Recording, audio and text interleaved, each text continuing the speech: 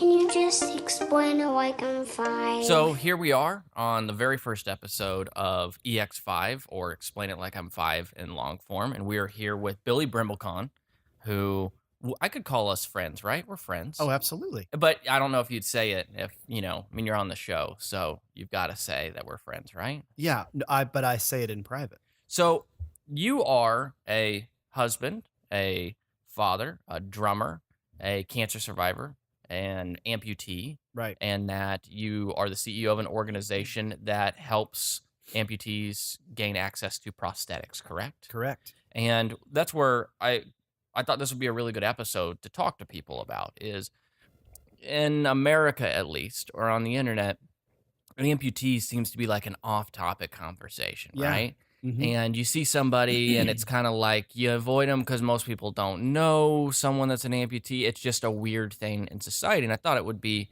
a good open conversation with a friend to talk about your past, your history, the process of, what type of cancer you had, the amputation process, all these things that most people would feel uncomfortable talking about. But since we're, in this room and in this situation, it seems a lot easier to ask Yeah. those questions.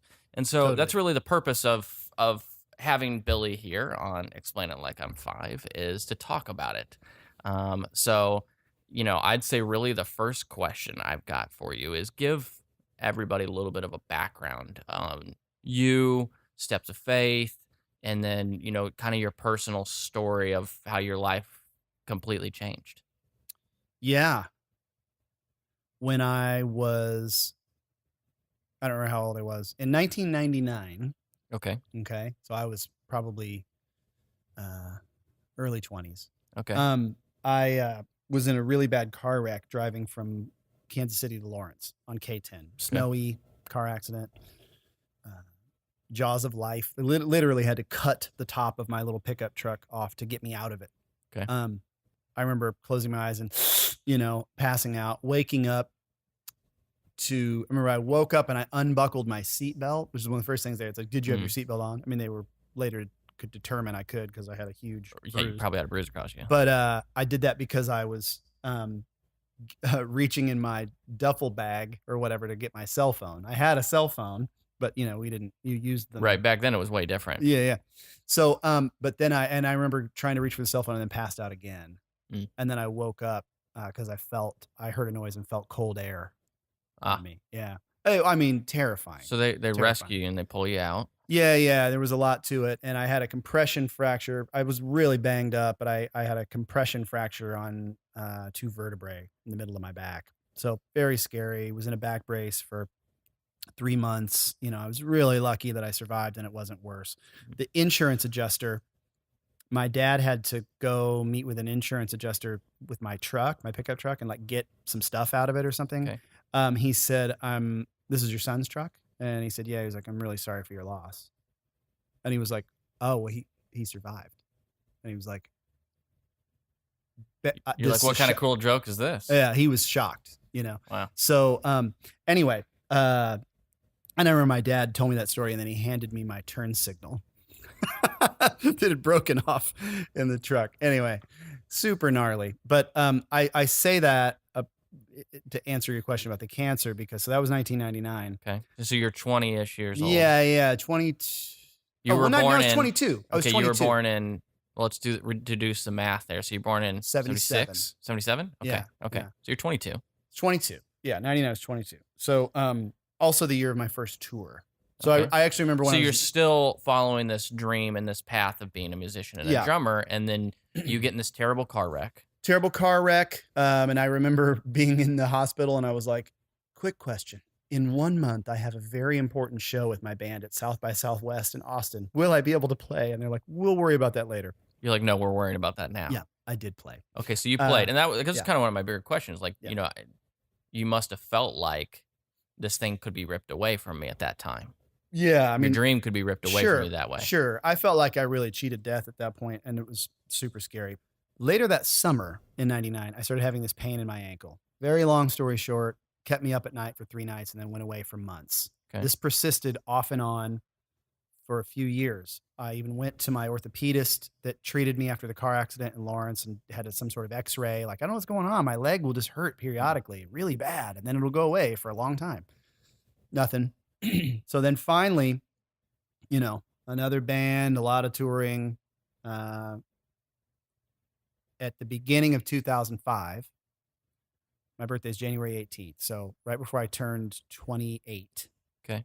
At that point. So, 6 years later, the pain in the ankle would happen more often.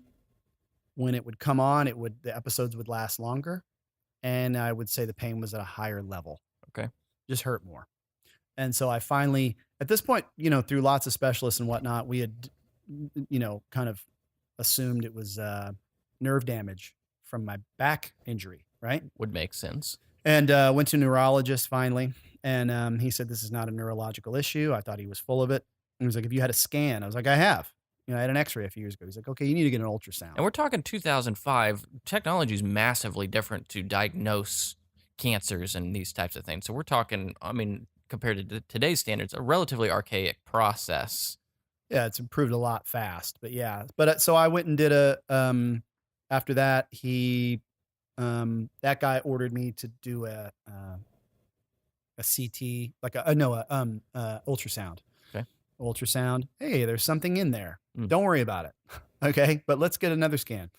Do a CAT scan. Hey, there's something in there. Let's do another scan. MRI. Definitely something in there. We want you to meet with a specialist. So I met with Dr. Howard Rosenthal, who's an orthopedic surgeon, sarcoma cancer specialist. Brilliant man. Spoiler alert.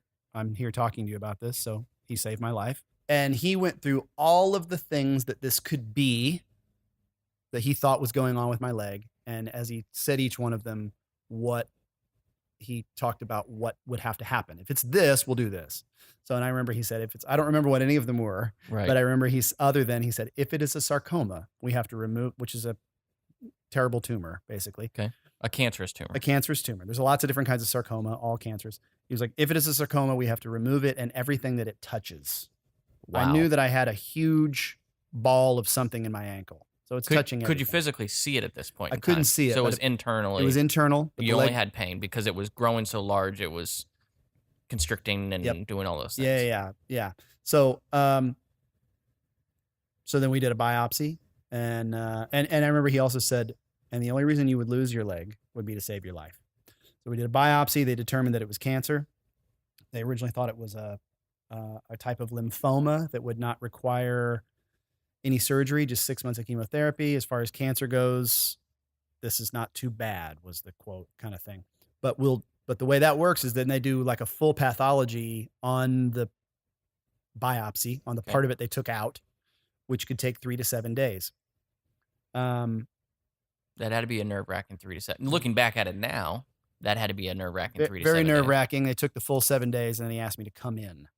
And is that kind of like one of those moments where your boss calls you and says, "Hey, we need to talk," right? Totally. Like when your doctor calls you and says, "Hey, we need you to come in." Yeah, it's one of those that yeah, you got to be sitting down to get the news. That's exactly what I felt. So I remember he said, so we thought it was lymphoma, and frankly, I wish it was lymphoma, but it's this thing that's called Ewing's sarcoma, and we need to get to work right away.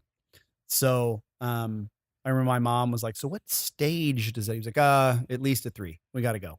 So did a bunch of other tests to see if it was anywhere else in my body and all of these things. And then 48 hours later, I was in chemo. Really? Yeah. So they go from diagnosis to chemo, like we need to treat this now. Absolutely. And how old are you at this stage? 28. So you're 28. Are you married? No, I'd not even met. So you're still single at this stage. Yeah, you're a single male living. Well, I had a girlfriend at the time. Okay. I was with a different woman, but yeah. So how'd your girlfriend handle the news? Oh, she didn't. Okay. Yeah, not well. Yeah, I mean. So you're 28 years old. You're living your dream, and then you're 2 days later sitting in a chemotherapy room. Yeah, and to punctuate the dream part, the Creature Comforts had ended. I was in this other band called The Start, which was a really rough time in my life, and we did all sorts of cool stuff. Went to Europe, all the things I hadn't done yet. I got to, a lot of them anyway, got to do with that band. Headline the Troubadour in LA, do really cool things. Wembley Arena in London, all sorts of stuff. that was opening. We didn't headline Wembley Arena. We were opening for The Offspring. But and then I was in a new band that was based in Kansas City called Blackpool Lights. And actually we played our first show, and then a week later I was diagnosed with cancer. So it was just like, oh man, it's like I'm finally at this spot. So at that stage, did you feel like, okay, this isn't too bad, I'm going to go to chemotherapy? Like, did you at that time expect the worst, or did you expect the best? So I didn't, at that time when I first met with the oncologist, the other man I would say is responsible for saving my life, Dr. Mark Myron, who just retired in the last year. Great, brilliant man. He kind of told me what to expect, like this will be probably 9 months of chemo. And then in the middle of that somewhere, there's going to be a really intense surgery. We don't know what it'll be yet. Okay. So I kind of felt like that was like, I was like given the prison sentence at that point, and so I was like, well, okay, we'll see what happens with the band. There's that. I'm on the sidelines for a year. You felt like you were benched from something that you Absolutely. So, yeah. So anyway, that's maybe the longest answer to So you get 48 hours later, you're into chemotherapy. How long do they go through chemotherapy and other treatments before they go, hey man, we're going to have to amputate your leg? Yeah. So that would, several months. So the chemo, I was talking about this other day. I feel like the first day of chemo, or the first or second day of chemo, was St. Patrick's Day. It was like right around there. That's a bummer on many levels. Yeah. Right. So, I remember July 21st was when I got the news that the thing they felt needed to happen in order to save my life was to take the leg. And how they deliver you that news? Well, that was actually, I was on the phone with my mom that morning, and she was all, she could tell I was really like anxious and kind of upset. And that was because the next day I had to go in on the 22nd to talk with my doctor. And I felt that Dr. Rosenthal, and I felt that that was the day that I was going to be told what they were going to recommend as far as this crazy surgery goes. And she was like, well, why are you so, upset about it? I wasn't like publicizing, like I could lose the leg. I mean, I had talked to my girlfriend about it and a few other people. Anyway, you were keeping it close to the chest because you were hoping that, I mean, if you spoke it, you felt like maybe it was going to come real. Yeah. I don't think I'd thought of it that way, but yeah, I just didn't even I was thinking about it constantly, trying not to think about it, and way more than death. Which we all do when it comes to anything that we get medically diagnosed with, right? Especially people who've had cancer, right? You're like, all right, I don't want to think about that part because it's just the worst. It was just the unthinkable thing that I feared the most. So somehow my mom was able to get a hold of the doctor before the appointment. I mean, I didn't tell her to do this by any means. I didn't want her to do this. And they were able to tell her what they were going to recommend. So she knew in advance before you knew? She knew in advance before I knew. Okay. And then I got a call that night from my best friend, Tim, and he wanted to come over. And he came over and he told me. So basically my mom called, got the news. Because your mom would probably be a wreck to tell you face to face. Oh, yeah. So she tells Tim. Tim comes over. Tim tells me. So, and I'll never forget that moment. So, but, so then the next day we go in for the appointment, and then the doctor tells me what he knew I already knew, So how quick from news to surgery? 2 weeks. 2 weeks. And that was because I was on this 3-week cycle of chemotherapy. So you do a round of chemo, you take 2 weeks off to get your blood counts and your immune system back up, and then you go in, right? So I had just finished a round of chemo. Let's wait 2 weeks to get your blood counts back up, and then let's get this surgery done. So yeah, so that was July 21st. I got the news. The appointment to fully get the news was the 22nd, and then August 4th was is your leg day. Is the leg day, exactly. Which you still, I think this July you were like, hey, this is leg day. Yeah. Like you still honor it as the day that your life changed. Yeah. Because it was the day I lost my leg, which is a big moment in my life, but it was also the day they got all the cancer, So you get to live. Yeah. So per Dr. Rosenthal's suggestion a couple years later is like, you should celebrate that day every day. And so, yeah, so I do. So the leg-iversary, as we call it. Leg-iversary. Yeah. So, you asked me one question 4 hours ago. about my background, and we're still talking about it. No, that's all right. It's what I'm interested in is, it's an interesting story because I think a lot of people, especially who have cancer, may have related, and the families could relate as well, that you were on a path just fine, right? Like you'd been in a wreck, you survived it. You're now going through cancer. You think you're going to survive this, and then you're told, which for some people could even be worse than a death sentence, which is, we're going to have to chop your leg off, man. Yeah. Right. And then so now you're looking at this, and probably I could presume you as a drummer are like, how am I ever going to play drums again? Mm-hmm. How am I going to do all this? So you had a whole life planned for yourself that's been ripped apart by cancer, by Mhm. amputation process. And Yeah. so, it's fascinating because that's got to be emotionally hard. What was the hardest part emotionally about that stage of your life? I think the hardest part emotionally is I learned some things about myself then, which are still true now, but I feel like I have more clarity on it now, which is I kind of have this mentality that I didn't choose, which is I realize now is like a resilience thing, which is kind of what do we got to do to get through this? Like Right. that's really kind of the whole thing, forward. Forward is the word, So you made a Um, clear choice pre or post amputation that I'm going to live with this, and I'm going to figure out how to live with this, and I'm going to Mhm. make the best life possible for myself. Yeah, and I'd worked out the mechanics in my head to the best of my ability of like, well, people walk with prosthetic legs, and I know how this will work. You sit down to play the drums, and that's the hi-hat leg, and that just goes up and down. I'll work it out, and Right. and did. But I think the hardest part emotionally, I think what I was getting at is that I've um one of these things I've realized I can articulate it better now. So this is you should do one of these about people that know about the Enneagram. Okay. We'll talk about the Enneagram another time. But it's basically that everyone falls under one of these. It's not a strengths finders test or any of that, but everyone falls under one through nine, one of these 9 personality types that's Okay. kind of determined in your early childhood. And I'm an Enneagram 7. Okay. And it's all based on there's like there's like motivators, and so mine is like avoidance of pain. Hmm. And so that's when I realized, oh yeah. And so what do we got to do to get through this? I realize also is just like trying to be like, it's fine. Not to suppress it, but just to like get through it quickly Right. to avoid the pain. So I think the hardest part emotionally was just that it just was hard emotionally. Right. And I wanted to kind of rush through that. And I remember I was given advice right away, like you should mourn the loss of your leg like the death of a loved one. And then move on.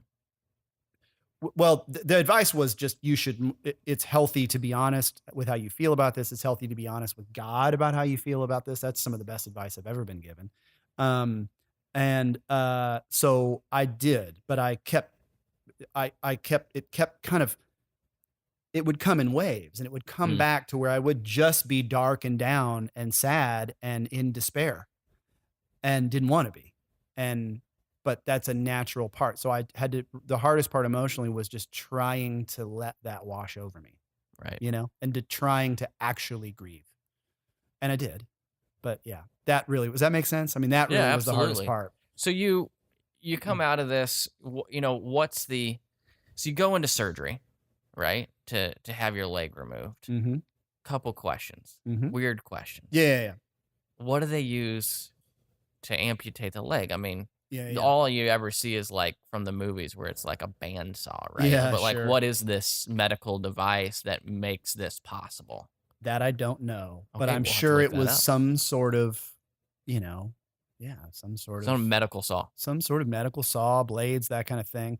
Do you feel like it was done cleanly? Like when Oh, absolutely, because it was planned and it was done by, wasn't like an emergency thing where you're seeing like ER or something? it's different when it's trauma. Yeah.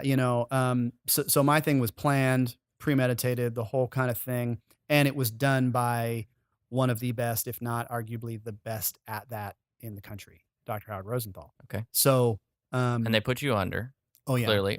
When you woke up, were you just on a bunch of pain medication? Like at what point in time did you start? Did you start to feel pain? Did you have phantom limb pain? Like what What's that kind of like immediate post Felt surgery feel like? pain right away Okay. when I woke up. Asked for more painkillers. Did get them. Was pretty out of it. Yeah, it just hurt. Phantom pain did come, but not right away. I was in the hospital a couple days before this to like prep, and then I don't know, 2-3 days afterwards. And phantom pain started with just a sensation, kind of like feeling the sensation, kind of tingling of the leg and foot that wasn't there. And then that increased over about a 2-week period and kind of turned into pain. And then for another 2 weeks after that, it was just a blinding, terrible, unthinkable, pretty consistent pain, where I realize, I mean, I think any parent would not want to hear this and it would concern them, but I had no intention of taking my own life, nor have I ever, thankfully. So my mom like worked in the building where I lived, Which is convenient. which was very convenient for that. Yeah, for that time. And so, but I remember I said to her, I now know why people would take their own life just because they're in so much physical pain. And saying that to a mother then, Yeah, of course, is not the greatest thing you could do. No, needless to say, for the next couple weeks, there was kind of always someone at the apartment. Oh, yeah. I bet. Friends just randomly stopping by. Hey, Billy. Yeah, anyway. So I was on a little bit of a, suicide watch. But So what did they do with your leg? so it is my understanding. So here's one of the things I know that they did with the leg. I mean, ultimately they disposed of it in some sort of way when you, Sure. however you get rid of those. Well, I looked this up. Before you go into that, I looked this up. Mm-hmm. When they dispose medical waste of a human body part, for our listeners to fully understand, it is not like thrown in the trash and put into a dumpster like a lot of us would think regular trash is done. Yeah. That is 100% done as a put into an infirmary, if that's the right way to pronounce it. Basically put into a fire pit and burned. And that is how you dispose of a limb. Yeah. So now you know. Yeah. But your leg specifically. My leg specifically, before they did that, they did a pathology on the leg. Okay. This is a little hard to wrap one's head around, but I'll try to explain it like we're 5, right? Or explain it like we're explaining it to a 5-year-old. There you go. But the simplest way to describe it was they did they removed the leg and then did further pathology on it. And I remember getting a call that woke me up really early in the morning. I don't know, a couple weeks later or something, from my Dr. Rosenthal's sweet nurse, Kim Haynes, who's still a consistent figure in my life, and her husband are huge supporters of Steps of Faith, saying we finished the pathology on your leg, and the kill rate of the chemo for the cancer was almost 100%. And with cancer, we never say 100%. It was almost 100%. And I remember she was crying. And she was like, this is very good news. So what she was saying was the chemo was doing its job. The fact that these numbers are that good on your amputated leg, the area where the cancer was contained, helps us to feel good about knowing there's probably not any other cancer in your body and that we got it all. And this bodes well for your survival. My first thought was, great, how come you couldn't determine that while it was still attached? But cancer is all about margins. Right. And it could spread quickly. Exactly. So I mean, by getting it gone completely from my body, that does, again, the only reason we'd remove your leg is to save your life. I cannot tell you how many stories I've heard of sarcomas where people said no to the amputation. I mean, I was in control. I could have said, cool, that's what you recommend. You're the best in the world. People have done that. And many stories of those people dying. It comes back, it's in their lungs, it's everywhere, they're gone 6 months later. So, yeah, that was good news. That is very good news. Yeah. So how long? Yeah, that was the answer to that question. So they did pathology on it, basically, before they disposed of it. Yeah. So they did a pathology on it and then they disposed it. Yeah. So after surgery, how long until you were fitted for a prosthetic? You know, what's that time frame like for you to gain a prosthetic and actually, you know, work through, I'm assuming, physical therapy to be a part Yeah. of that, or Yeah. So I was in some sort of kind of physical therapy pretty quickly afterwards. I did have to go back to chemo 2 weeks later. okay, So had a 2 week to break, ensure, did surgery. Yeah. That was a tough pill to swallow at the time because, I mean, chemo is poison. It's not fun right? in any form. And the drugs that they gave me for Ewing sarcoma were particularly brutal. Um, and What kind of drugs? yeah, it's all just, chemical therapy, Okay. chemotherapy, just intravenous, poisons. I had to get a test of my heart function before my final round of chemo to see if this one drug in particular had affected my heart function. Mm. And it had slightly, but enough to go, we're not going to give you that even one more time. So, but I didn't want to have to go back into the chemo. And I remember requesting an appointment with my oncologist. And I was like, you got all the cancer. This sucks. Now I have to go through this still, Right. And that was really, really, really one of the hardest parts, honestly, emotionally, was the day I had to, at this point, on crutches and one leg, walk into chemo for the first time after the surgery. You know, I almost feel like this is like your own version of a Job story, right? Like just this constant testing. Like not only did you have to go through the emotional pain of losing a leg and having been in chemo before, but then they tell you while on crutches, hey man, we need you to crutch on in here and do another round of chemo. Several heavy. more rounds. Yeah. Yeah. I mean, it was heavy. So that was, mid to late August when I had to go back into chemo, and I was in it till December. Okay. So, that was heavy, but I started walking. So yeah, physical therapy appointments and whatnot. And then, So if you're on crutches and you haven't been fitted with a prosthetic yet, what type of physical therapy are they doing? I don't remember. I think there wasn't a lot until I actually was fitted with the prosthetic, but Okay.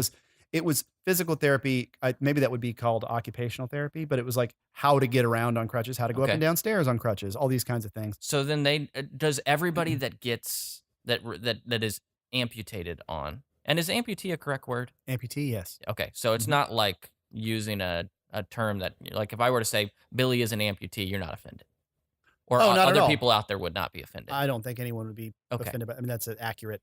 Yeah. Okay, fantastic. Yes. So, granted, does everybody, when they go through this, like if you have insurance, you're going to get fitted to a prosthetic, or is it like a hit or miss? Like, hey, here's a wheelchair, good luck. Like, what's that like? I think the shortest answer would be it's all case by case. Most insurance companies, yes, would do something. Medicaid in some states in America, fortunately, Kansas isn't one of them, does not cover prosthetic care for adults. But I had a Blue Cross Blue Shield policy that I had since I was in high school. So I had all of that throughout all of that. But so I was in physical therapy. Okay. And then I started trying to learn how to walk. The date that's in my head is October 21st for some reason. But so it was like kind of towards the end of October trying to use the prosthetic leg. Okay. So my amputation's above the knee. Okay. The cancer was in my ankle, but it was pretty high up on my ankle. So I now know that the amputation was done above the knee for a couple reasons. First of all, let's just get a little extra room just to make sure there's anything we don't see. Mm-hmm. Also, it was so high up in my ankle that if they would have amputated it right there, there wouldn't have been enough leg below the knee to really make a prosthetic leg work successfully. Okay. So instead, they pictured that when they thought this of course, through. this is the brilliance of Dr. Rosenthal. And so it's 3 inches above the knee. So what that is it's just above the knee enough to make an above the knee prosthetic leg work. But I have pretty much all of my leg above the knee. Okay. So some people don't notice me limping. Sometimes I don't limp that much. And that's because I have so much of the residual limb above the knee. So late October started learning how to walk. Okay. So yeah. So what's the prosthetic fitting process? So here you are in physical therapy, and you are fortunate to where you have insurance that is going to at least attempt to help you cover the prosthetic process. Yeah. So how do they fit it? I mean, is there like a a measurement? I mean, I've seen you Yeah. talk a little bit about it before, where there's like a sleeve that's almost like a vacuum that Yeah. goes into it. Like, how do they fit? Is it length? It's a lot of those Circumference? things. A prosthetist once told me that their job is a game of millimeters. Okay. So this is why this podcast is good. A lot of people don't understand what a prosthetist does and how important their job is. Um, I am not a handicapped person. I am, by all intents and purposes, but I don't identify as one because I don't hardly ever feel like one because of two things. Technically, you could say three. Jesus, okay, being one because I'm alive and not worse than it was, but really it's because of prosthetic technology and almost I would say more importantly, really a really great prosthetist who's really great at his job. You can have the right tools and it don't work on can't not attach to you right because the prosthetist isn't I good mean, because and you're it's really worthless. replicating a human being's leg. So if you Somewhat. missize Yeah, that, yeah, somewhat. So really the process is you got to shrink your residual limb somewhat, which was happening to me because I was in chemo, but like that thing is there's a process of that thing kind of being reshaped in some sense because it's, swollen for a long time, you know. mm, Um something you don't think about. yeah, and so basically it was kind of a long process and mine was in particular, when going through chemo was long and weird, but essentially what they do is they do a cast of your residual limb Okay. once they feel that it is the right size to begin being fitted for the leg. When they So feel like it's gone back to when it's gone out of its swollenness and back to its original, what they think is going to be its yeah, original or state. at least if yes, yeah, for Okay. the most part. So they do a cast. So it's kind of like doing paper mache around your doing like a paper. Seriously, So like a classic old cast. yeah, Okay. exactly. Yeah, like a cast. Okay. So they do that, and from that they mold the socket. Okay. And so the socket is the part of the prosthesis that attaches to your residual limb. Okay. So in mine, the socket, it's like a glove that goes over the residual limb all the way up to my hip. And then the knee and ankle and foot and all that attaches to that. So the prosthetist has to nail the socket fit, which is the hardest part, and then the alignment of everything, meaning how the knee and all of that stuff, where it attaches to this socket, right? And I've had bad, terrible alignments, and I've had terrible fits, and And what happens in a bad alignment? So, all we sorts of must assume that not all prosthetics come out right, that not all prostheticians, prosthetists. prosthetists, Yep, prosthetists are as good as the person you've worked with. right. So therefore, what's the result if it doesn't get done right? Um, Is it back pain? I mean, you're rebuilding a walking process with something that's not fitted correctly to the human body. So, what's Yeah. the negative results of that? I have dealt with the negative results of that. You just don't walk as well. I mean, the leg swings around; it's all funky. We have a family photo that we love from even a couple years ago, where I didn't have the greatest alignment. This is right when we moved back here, and no disrespect to my prosthetist at that time, but I just, and I'm taking a step with my prosthetic leg and my foot pointed in, you Mm. know, just the leg swung and was all funky. Ideally it's going to look like, not feel like, but somewhat, like your other leg, you know, and, now that happens. So it just was uncomfortable and it hurt and all sorts of problems. And now, I have the prosthetist now that I'm back in Kansas City that I had from the beginning, Doyle Collier, who's really brilliant. And that's an understatement. I mean, he really, really is widely respected in the prosthetic industry and been around forever. And I have even better than when he first fit me back in the day and my leg was still changing and I was getting out of chemo and all that stuff. I have a better fit and alignment than I've ever had. And that's 13 years into Wow. having lost my leg. On a macro scale, so 500 people a day are Mhm. losing some form of a limb. Mm-hmm. So, how many of those do you think get covered by insurance?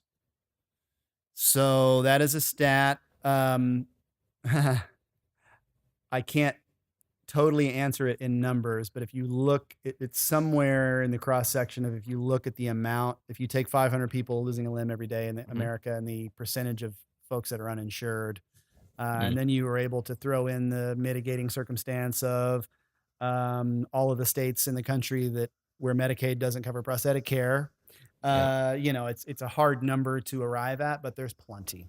Okay. There's a lot of folks that are uninsured or just don't have prosthetic coverage. So what happens if you don't have prosthetic coverage and you're uninsured? Is there programs to gain access to prosthetics? If you don't know of those, what do you do? Do you are you in a wheelchair? Like what's the alternative? B? If you don't know of those, you just typically go without. You're in a wheelchair, you're on some sort of crutches or walker. Especially if you don't have like a huge network of friends that wants to raise a bunch of money for you or things like that, right? I mean, I had insurance at the time, it wouldn't cover all of what I needed, and I had to raise $30,000 in 2006. And Wow. fortunately, Jason Sudeikis, and led by our great friend Corey Rittmaster and his wife Monique Madrid, they organized this fundraiser for me that was a comedy show and a concert. And they raised 30 grand to make up what my insurance wouldn't cover. So Jason is even nicer than people put on to be. I mean, everybody says he's a nice guy, but most people probably don't know that about him.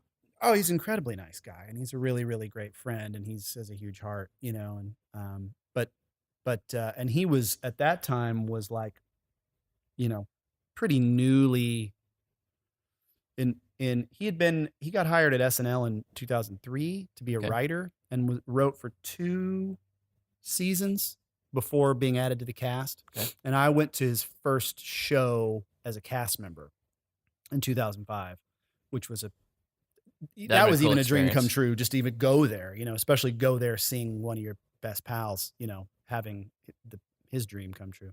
Anyway, so Jason in 2006, he was just barely on the show, so he's not like bankrolling at this stage to help you raise this money, right? Oh, no. Yeah. I mean, none of those guys were. I mean, Jason had the great gig with SNL, but yeah. So, but his very, very, very newly minor celebrity status at that point. But yeah, again, our friend Corey organized the whole thing with his wife and Jason's wife at the time, Kay Cannon, who's become very successful in Hollywood, and our good buddy Ed Goodman. They all came in town, and none of them were living here at the time. And they all did this comedy show, and then my band played and all that. And so that was a pretty life-changing night. That's definitely like a bookmark in the timeline. So then you go through all this stuff, and then you need the prosthetic. Insurance isn't going to cover it all, so you're going to need 30 grand to get the right prosthetic for your body. So Jason and Corey and friends come together, put a comedy show together to help you raise $30,000 to do this. Yeah. So they raised $30,000. What's that feeling like once you realize, hey man, we got you the money to be able to? How was that feeling? Oh, it was great. I actually remember the moment. So we did 2 shows, and they were both at Record Bar, the old Record Bar location. Okay.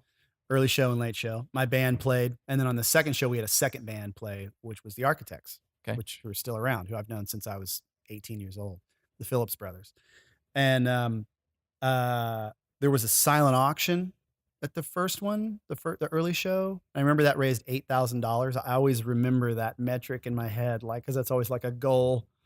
But no, I remember talking with Corey kind of towards the end or in the middle of the second show that night, and he was like, "Okay, I know the silent auction. We did $8,000, and we did this at the door, and this, and then I remember he was kind of doing math out loud. And I just remember he was kind of, as he was doing the math in his head, saying it, he started to get more excited. He was like, "That means we hit." Oh my gosh. I mean, I get goosebumps now. He's like, "We did it."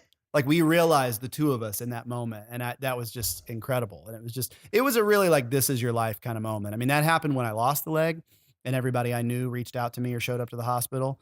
But then, everyone came out for these things. And there was a bunch of press, and it was just incredible. Wow. I think if I remember the story right, we turned away like 100 people or something crazy like that at the second show. I remember looking out the window and seeing this big line of people, and I knew everybody in it. And I just was like, I got to go to the dressing room. Do you think human nature's that way, or do you think it's something unique about Kansas City that brought everybody out like that? Oh, I think it's both. I think that people like to rally around people. I humbly say this. I think that people are always more prone to support a person they know or they know about, more so than a cause. That person they know might be their entry point to a cause, but it's always easier to raise money for a person than a cause, you know? Yeah. And so these people just wanted to help me, you know? Again, Jason wasn't an enormous draw at that point. You know, we had a big mutual circle Underground of friends, name. but yeah, you know? So it really was, yeah, it was crazy. It was a huge night. But I will say the next day I was driving around with my girlfriend at the time, now wife, and just reflecting upon the beauty of the night, you know, and was like, wouldn't it be cool if a year from now we could do that again and then give the money to somebody else that needs that or something like that? Do you immediately think this was so fantastic? Do you feel like, I mean, and deserves not the right word, but that's an interesting thought for you to have as a person of other people should be able to feel this. Yes. You know, be able to have the Yes. money to be able to do this. Mhm. I mean, that's really interesting. So here's an interesting question. Who makes the prosthetics? Different manufacturers. Okay. Yeah. Is Yeah. it like every other industry where, you know, there's like 2 or 3 underground players, but there's somebody that's got a monopoly, or like, There are bigger companies than others. okay, And the company that I work that I, you know, the kind of prosthesis that I wear, I mean, the prosthetist makes the socket, okay, you know? So I always compare, and it's maybe not the best analogy, a prosthetist to kind of like an optometrist. okay, I would say the prosthetist job, no disrespect to optometrists. My father-in-law is one, but I think is actually even harder. But you know, the optometrist doesn't make Ray-Ban, but they know that for your eyes, you're going to need this kind of lens and blah, blah, blah, blah, blah. Right. And they're going to make them and they're going to make it to work. So it's going to work for you and help you and not harm you. And then they're going to fit it into this thing. Right. sure, So the prosthetist is like, okay, we feel that Billy is going to need, he's a 28-year-old man and he's active. He's going to need a microprocessor knee. And what we feel is the best one of these right now that we'd recommend is this thing called the C-Leg. And it's made by this German Austrian company called Autobach. So why do they call it sea leg? It's, I think originally it's C-legs. I think it was originally computer leg. Because you know, in society, because most of us don't know it, I mean, you think of Lieutenant Dan.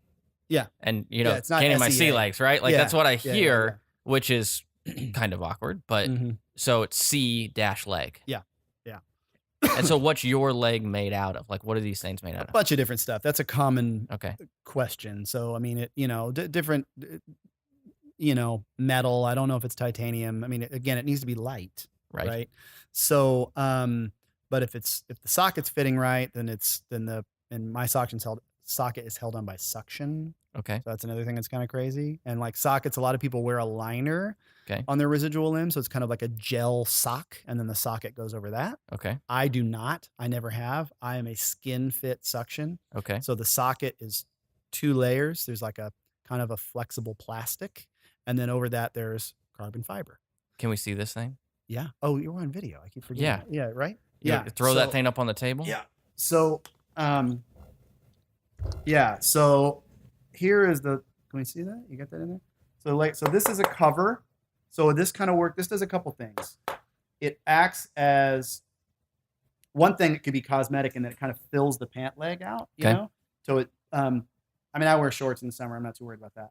But also for me, it just kind of works as a bumper. Like this is all beat up. I'm on my knees all the time with my kids. And that kind of thing. But then yeah, inside it's similar shape, just thinner, right? And so it's just different kinds of metals and plastic, and you know, you plug it in back here.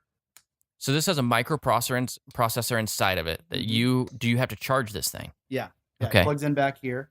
It's got a couple day charge on it, but I charge it every night, just like a phone. So, but you can't see here, but the carbon fiber socket okay, is up in there, and it goes all the way up here. So from anatomy of this leg, you've got a hinge point at the knee. Mm-hmm. Does your foot hinge? No, but the foot is a carbon fiber foot, so it does have some flex to it. You know, this is the best foot I've ever had. Okay. So it's pliable, and I mean, when I first put this thing on, not only was the alignment great and the fit great, but I was like, boing, you know, it was incredible, especially get the right pair of sneaks on. Come on. I was going to ask about that because we've talked a lot about that sneakers with your prosthetic is a big deal. What's the best shoe you've ever worn with a prosthetic?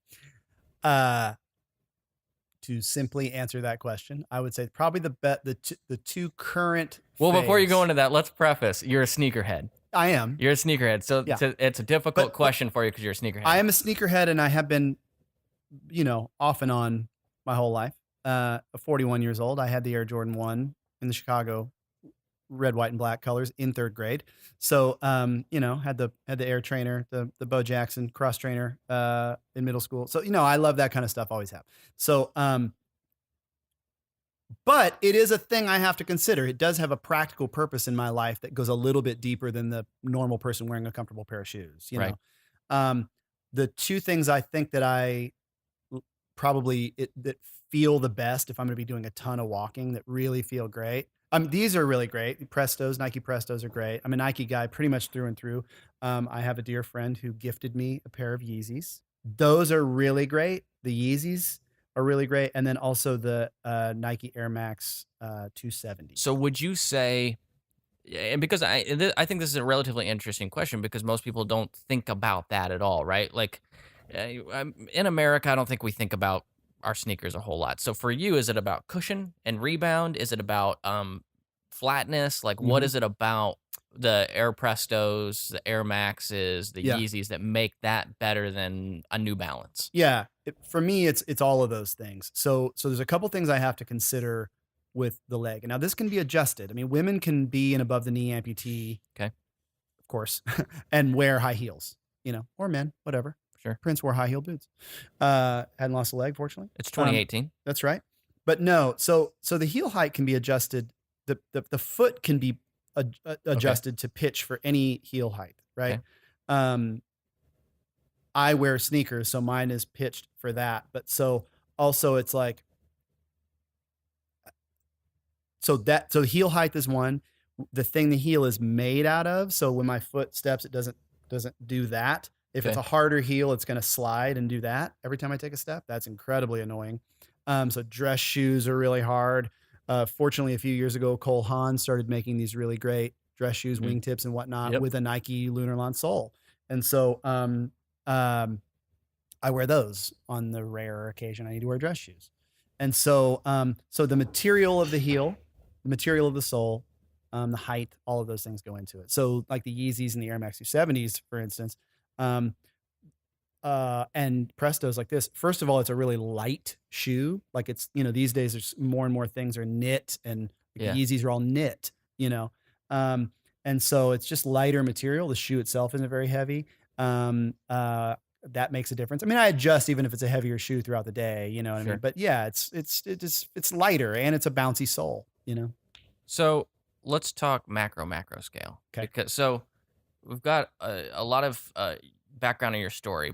When did you become CEO of Steps of Faith? Tell me a little bit about Steps of Faith, and then I'll ask all sorts of questions from there. Yeah, great.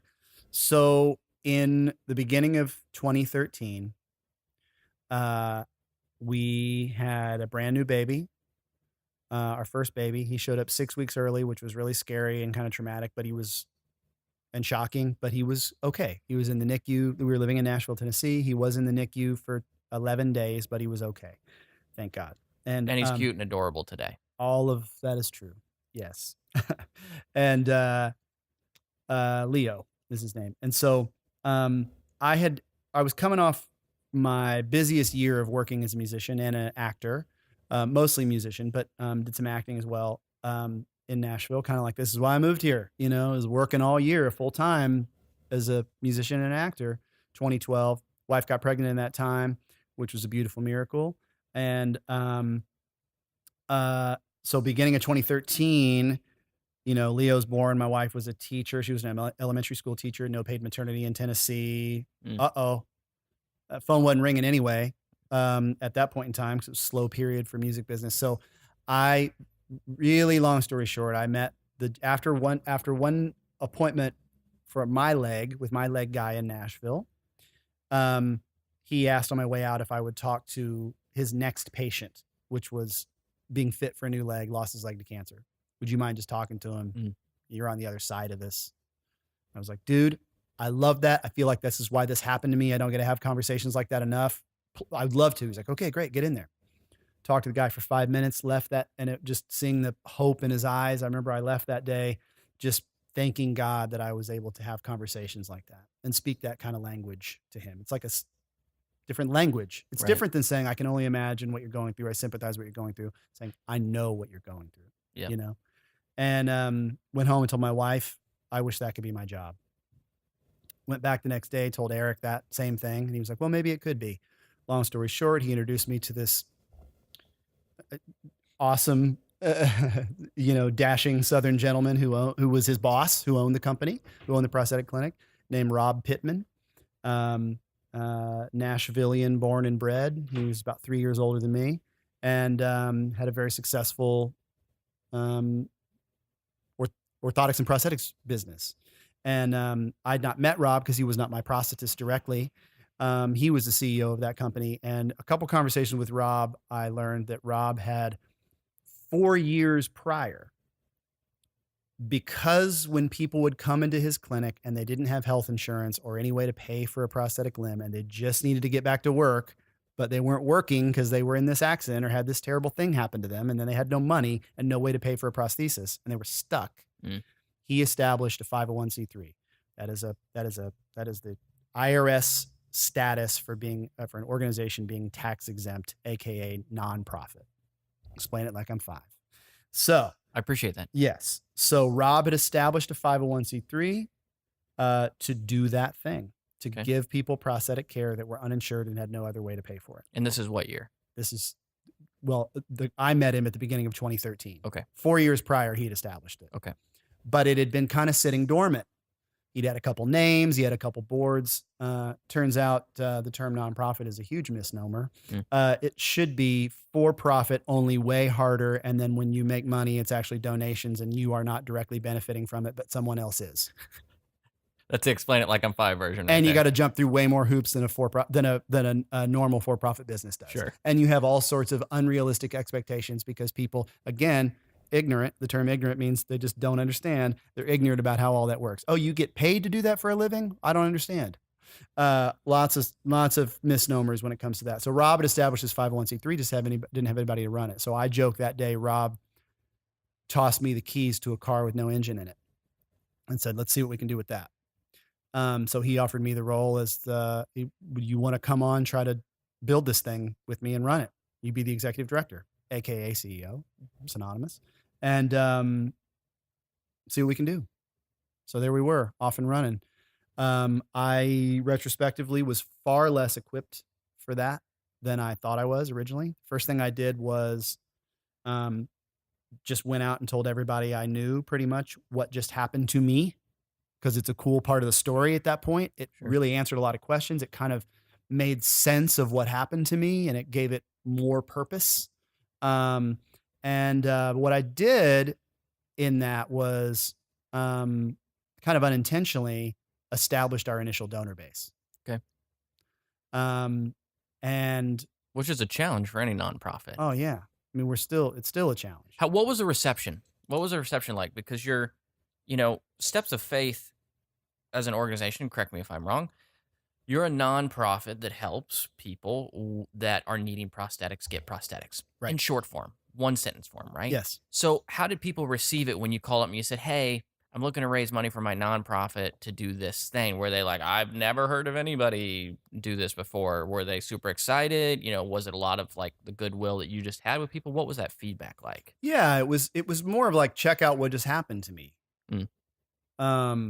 And then kind of like organically, and it was really celebratory initially, it, like I said, it answered years of questions. It also served an actual function that I needed a job. The founder, Rob, to his credit, was, I was able to, through his help and his donation, basically, he kind of had an initial nest egg. So God bless him. I mean, Rob changed my life forever,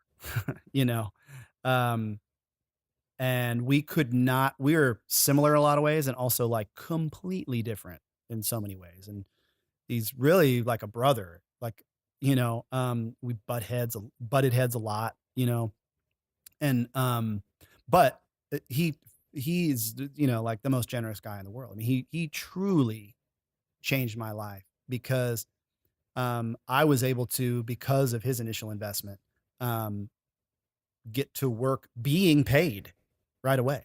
And so Wow. I just beat the streets, man. Wow. And I just spread the word, you know? And so a lot of it was this kind of organic, oh my gosh, I'm so happy for you. That makes complete sense. That's beautiful. What a great part to the story. How can I help? So you got a first donor to put money into this nonprofit that allowed you to be able to focus full time on building out the vision of Steps of Faith. Mm-hmm. So beyond that, when you started raising more money, where did that additional bulk of money go? When somebody donates even $10 or $1,000, $100,000, 2 steps of faith, what is that physically doing in the world? What does that do for the organization? Yeah. Well, so back to the short answer would be 100% of all donations goes to the organization's impact. Okay. So there's no organization without Getting someone. prosthetics to people who need Absolutely. them. And absolutely. And that means I'm the one facilitating all of that. Okay. Right. So part of that means there's an overhead myth with nonprofits. So part of that Sure. means, you know, I'm the executive director. I do have a salary, which has basically been the same since the very beginning, which is very modest. But there, you know, there is organizational expense. And then ultimately the mission, other than facilitating connecting the people who need the help with the actual prosthetists in their city to do it, which takes time and quite simply relationship building, which is really what my job is. Then at the end of it all, we write the check for the parts. Okay. For the limbs. Or we purchase them. These days we just purchase the parts ourselves and then ship them to the prosthetist. So that money goes to all of that. That money, 100% of that, 100% of your donation goes to the organization's impact. And how do you make the selection as to who's going to? I mean, I'm sure you are flooded with applications. Yes. How do you make the decision as to who's going to receive funds from Steps of Faith? Yeah, people are typically not denied. I will say that. You know, early on in like our second year or something, we wanted to help. We had this goal of we went from like 20 people and we are like, let's help 100 people this year. So my board decided to do. And that year we helped nowhere near 100 people, but we helped everyone that applied. Well, now the word is out. We're one of the few organizations in the country that provides this kind of service. So we have applications from all over the country and are helping new patients in new cities and new states, working with new prosthetists every week. So what you're telling me is if there's a hospital or a doctor or a prosthetist that hears this podcast, it's okay to call you. Oh, absolutely. And go, hey, absolutely. We'd love to know more. Absolutely. Yeah. Stepsoffaithfoundation.org. I mean, this is what we do. Every month I'm talking to somebody that is like, I'm so glad that on the clinician side, I'm so glad to know you exist, you know? So, yeah, people, if they're denied, it's usually because they want something that we don't do. Okay. Honestly. Or it's not like, you make too much money or something like that. It's not like that. I mean, right. A lot of times people want help with they have insurance, but they have like a $5,000 deductible with their insurance. Right. I am one of these people. I can't pay for the $5,000. Can you do that? Unfortunately, we can't. So that at that point is debt that goes to the insurance company, okay. Or the prosthetic clinic. We want all of these people to thrive. We just want everybody to play ball, you know, okay. Insurance companies. That's a whole other podcast. We want the prosthetist to make money. We want the insurance company to do their job and be in business. But ultimately, we want people to get the care they need. And whatever side of the aisle you're on, you know, healthcare in this country has its issues. It always has. I'd like to think it won't always will, but it certainly does currently. And so we exist because of that. I want people to have access to mobility if they've lost a limb, and their body will work with a prosthesis. If the issue that is holding them back is money and they're not mobile just because of money and resources, that's ridiculous. Because let's be honest, life's hard as it is. Yeah, man. Now you throw into, you've literally lost a part of yourself. Yeah. And that's got to be immensely difficult. Right. So why would you say somebody, let's say they have $100. Why should somebody give it to Steps of Faith versus any other organization? Sure. There are a lot of organizations that are worthy of your money and need it, right? But there's a lot of money and there's a lot of people with a lot of money. And more importantly, there's a lot of people with a little money. Mm-hmm. It does all add up. $5, we feel $5,000 faster, right? But for $500, for as low as $500, we can get somebody walking again with a very basic leg. They have no other option. For as low as $500, sometimes cheaper, sometimes a lot more, we can get them walking again and back to work. That's a pretty low dollar for ultimate impact, right? Absolutely. And that is it. It's that ultimate impact. So why should they do it? Because with us, you can see your dollars and your donation, the fruits of that in action with every step, with every Instagram, Facebook post we do of a new patient. When a prosthetist sends us a picture or a video of them from whatever city, whether it's Kansas City or Nashville or wherever, Everett, Washington, Denton, Texas, Brooklyn, you name it. We're helping people in all these cities.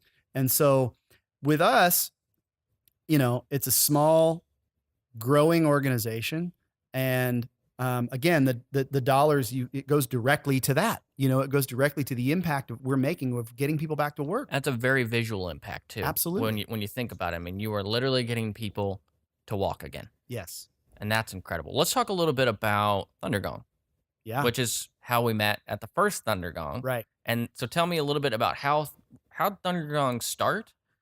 What was the impact to you in Steps of Faith? And then tell me a little bit about this year's Thundergong. Yeah. So, back to the 2006 fundraiser that Corey Rittmaster and his wife put together with Jason and those folks, Kay and Ed.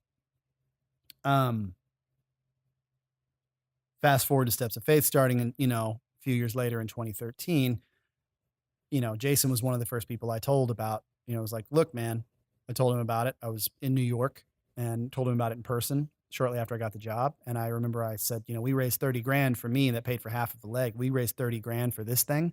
That's like 30 to 60 legs, man, and that blew him away. So I wanted to do an event with him out of the gate,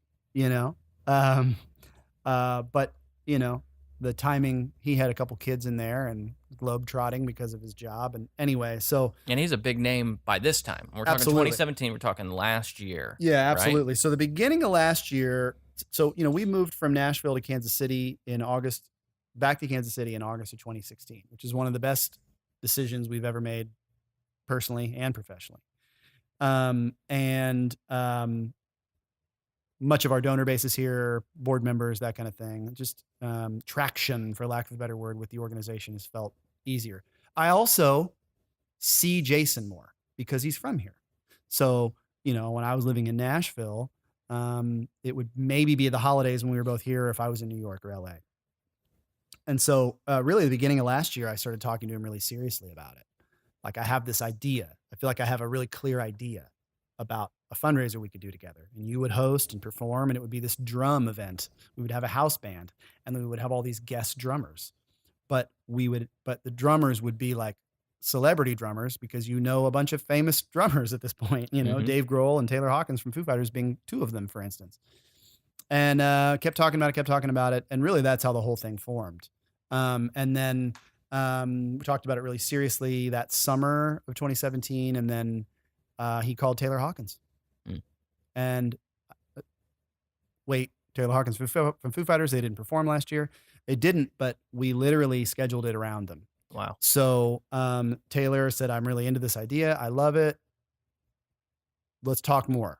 There was more to it than that. But so we scheduled it around a day off for Foo Fighters, which is why it was on a Sunday last year. Mm-hmm. And they had a day off, and they were playing Wichita the next night. Okay. Ultimately, it didn't work out that the Foos were able to do it, but which we didn't find out till kind of late in the game, but we were pretty far down the road. But you had a pretty good lineup. It worked out, man. It went beyond being a drum event, which I think, as much as I love them drums, is a little more mass appeal. Yep. So yeah, what it became was just this crazy funny rock and roll experience. So it really was a concert and not a comedy show, but it was unique in that it's hosted by this guy who's famous for being an actor and a comedian. And a lot of musicians there were funny people. Absolutely. Will Forte. Forte is a great musician and a very, very funny guy and great actor. Mm-hmm. We had Fred Armisen, who's known a little more for being a musician, but his main career is he's an actor. Oh, absolutely. And he's got a cult following.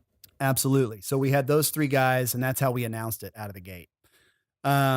And yeah, I mean, that's ultimately what it was. We also ended up having Winona Judd. Her husband, Cactus Mosier, lost his left leg above the knee, like me, Wow. in a motorcycle accident. His was a motorcycle accident. And he's on our board of directors. So they're part of the family. So we had Cactus and Winona, and that was a really, talk about random. Jason, Will Forte, Fred Armisen, Right. Winona Judd. Where else are you going to find a room with people like this? Yeah.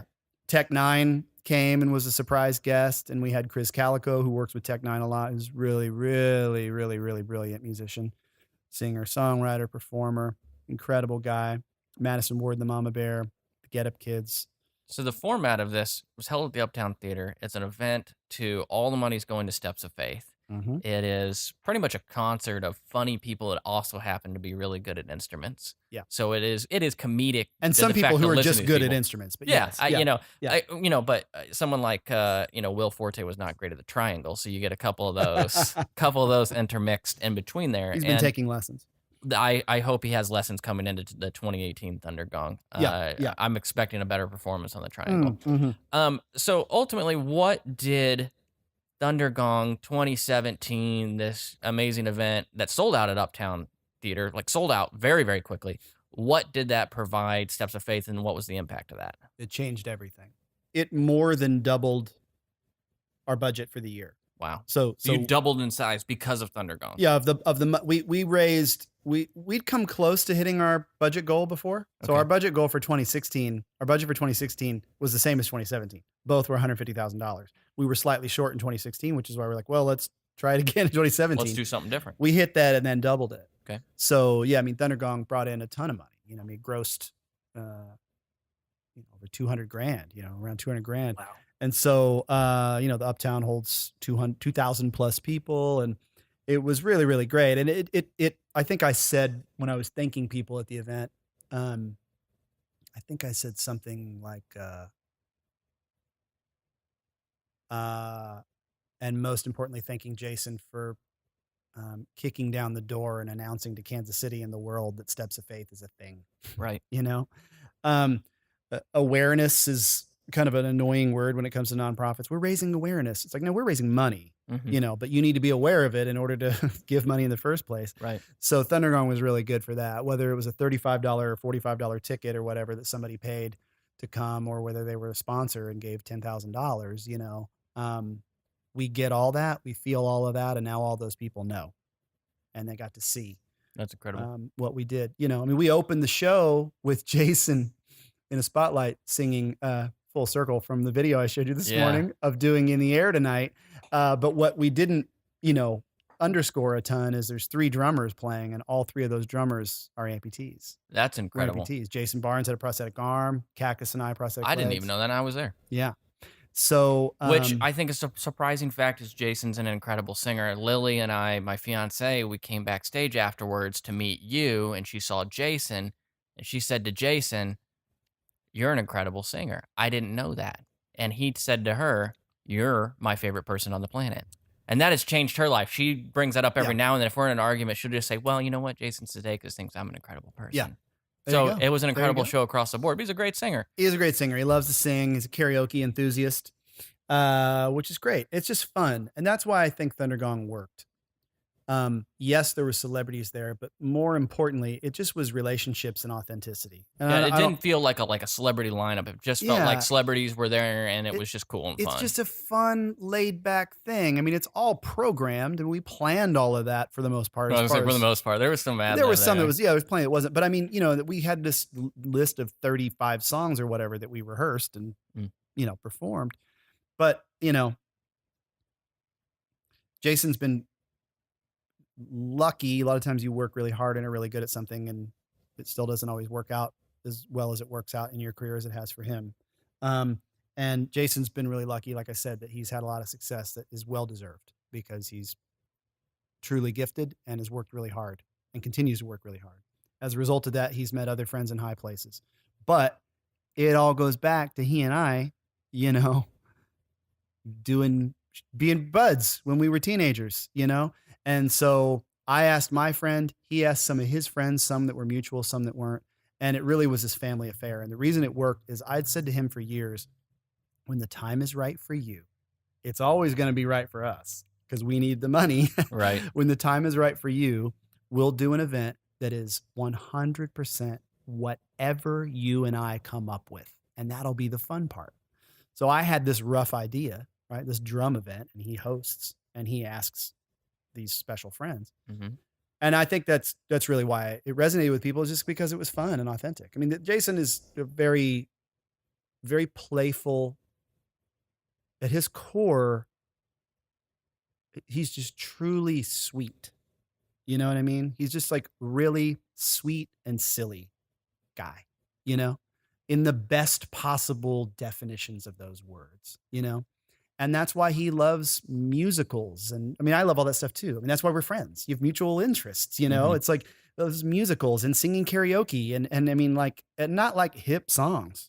I mean, I'm just, you know, patting him on the back because the praise of Thundergong goes to him, you know? And that's just completely organic. Two friends coming up with a Yes. great idea Yes. to benefit your organization. Absolutely. What's the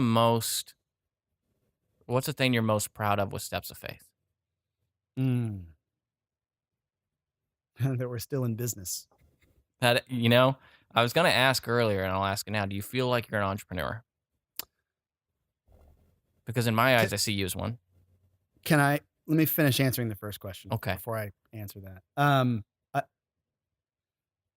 mean, I am most proud that we're still in business. Yes. But more importantly, what that means is, you know, last year we wanted to help 52 people. We helped 56 people get a new leg or arm. And whatever that means for them, 9 times out of 10, it means they'll be able to go back to work. That's more than one a week. Yes. This year, the goal is 70. I haven't checked in a month on this because we're just inundated with requests, but we should probably beat that goal this year.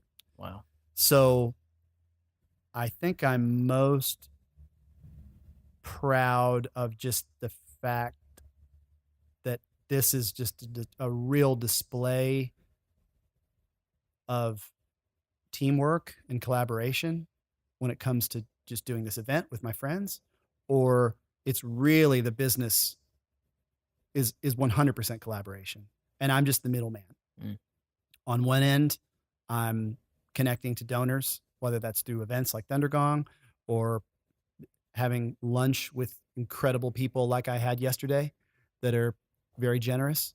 And then on the other end, I'm connecting these people in all of these cities around the country, Kansas City being a big one of them, that need help with the prosthetists who are agreeing to donate their time and just let us either pay their cost for the parts or we're buying the parts ourselves at wholesale, which is why it can be as low as $500.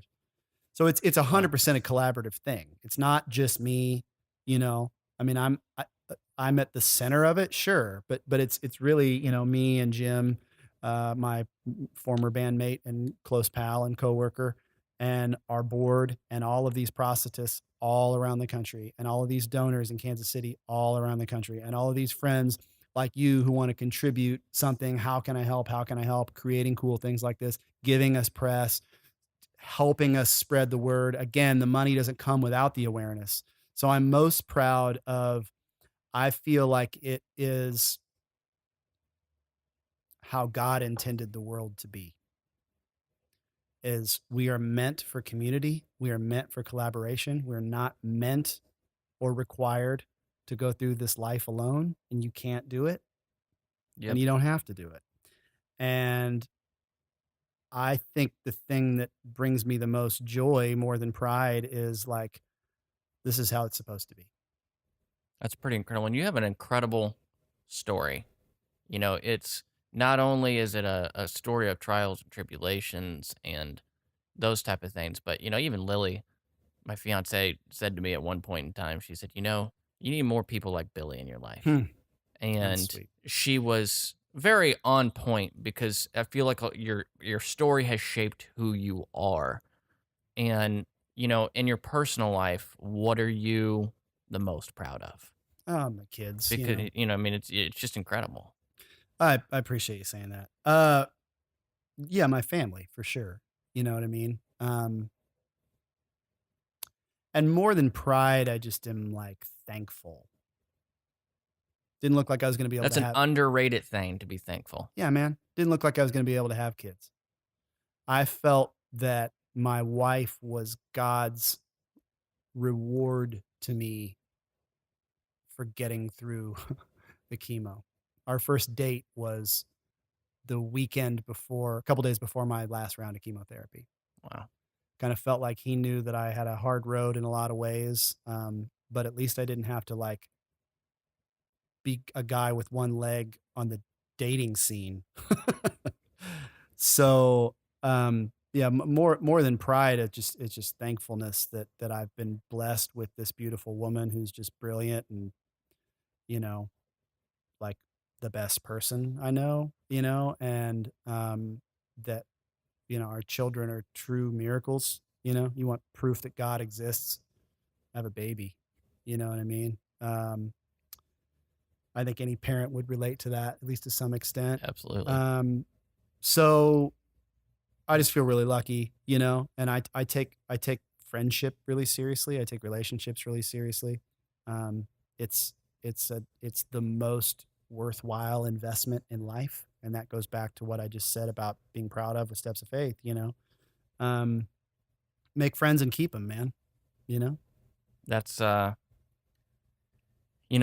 feel like what you just said about your wife trumps all other statements anybody could ever say about fiancés or wives. Like, I feel like I'm gonna have to go home and write something really good for my vows because that was absolutely incredible. Steal away, baby. Last question. What would you tell the millions of potential listeners of this podcast, of this video? What do you want them to take away from your story, your personal story, outside of even Thundergong and Steps of Faith? What do you want the average, ordinary person to just walk away and think about after seeing this? Hope. Another underrated item. Yeah. Hope in life, hope in... Yeah, man, don't give up. More than it could always be worse, but just perspective. We're here. We're lucky. Life is hard. We're promised suffering, but we're also promised a freedom, if we trust God and do our best to try to be like him and follow him. And I think hope, and just be good to each other. Like we're meant to be here in community for each other. I can't drive that home enough, and I find hope in, a lot of things, primarily God, but that shows up in a lot of ways, music, friendship, gestures of odd gratitude from friends. Yep. That you feel like you don't deserve something, and we don't deserve anything, but God is good. And when he shows up through his people, like he showed up through you in my life, just from like being this great guy, who's also, yes, a generous person who's like given me tangible gifts, but like, look, man, just like being around for each other, Yeah. I mean, you could resonate with that. 100%. Going through business and whatnot. I mean, I think anybody going through life, friendships are incredibly important. And that's, I appreciate you, one, coming on this podcast, agreeing to this podcast, because it was probably, I could only imagine, not overly easy to be able to answer some of these questions and come back to your past and answer those types of things. So I appreciate you coming on Explain It Like I'm Five. I really appreciate you being our first guest on here. Yeah. And looking forward to, obviously, Thundergong. Looking forward to, I'm going to be volunteering this year as an usher to and from in the VIP section and the sponsorship section. So I really appreciate you being here. I wish you the best of luck with Thundergong. We will be posting in the links below on this video of the recording of this podcast, links to a lot of the things we talked about, but especially, your Twitter and Instagram and Steps of Faith and those types of things. So, is it okay for people to reach out and tweet you and message you and holler at me? Yeah, that's great. Wonderful. Well, thank you so much. I appreciate it. Looking forward to seeing how this all turned out. Yeah, man. I love this. Thank you, buddy.